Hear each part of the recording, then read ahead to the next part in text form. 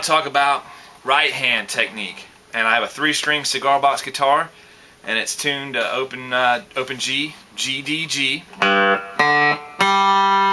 I want to talk about different ways to strum.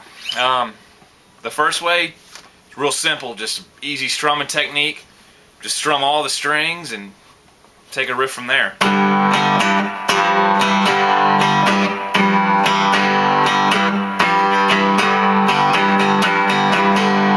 So all I'm doing is just letting it strum, but when I want to mute it, I'll use the heel of my hand to stop the sound.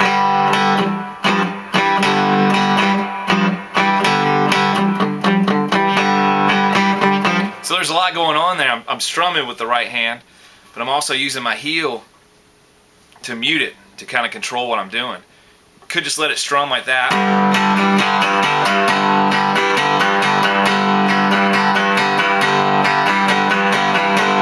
But to give it a little more rhythm, you can rest your palm down on all the strings and give it a.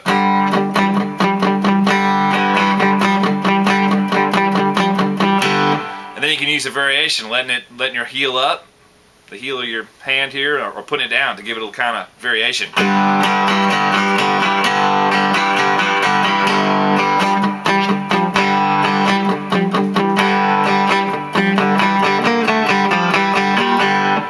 So that's one thing I want to pass along. Another thing, when you want to get a little more technical with what you're playing, I tend to rest my pinky finger and the second to last finger there. I rest it on the box, so I can have a point of reference when I'm.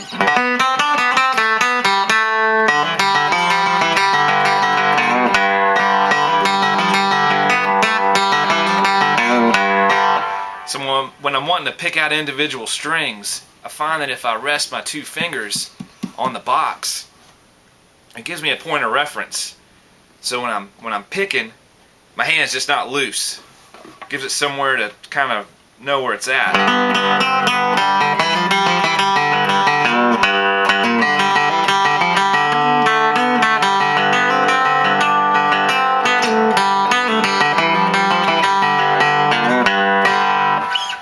So you can kind of mix the two up, do just a strum thing, and then go into a little more detailed picking like that. So it would be something like.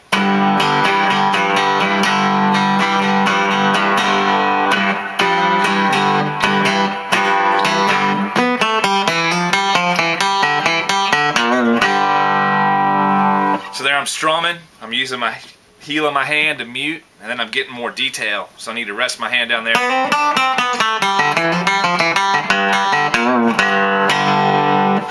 So that's just some pointers there. Another thing, if you don't want to use a pick, I'll still rest 2 fingers on there and use my thumb, my pointer finger, and the middle finger if I'm doing nice finger picking like that.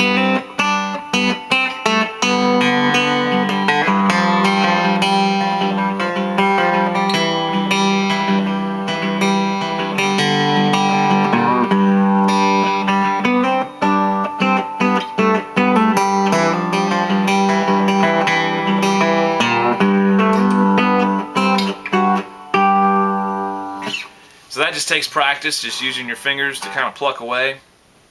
However you decide to do it, I think it's a good idea to have an anchor somewhere, whether it be your pinky finger or your heel behind the bridge maybe.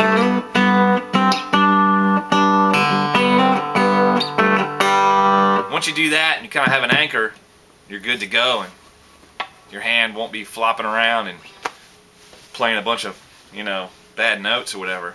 So hopefully that helps with your right hand technique. Give that a shot and make it go.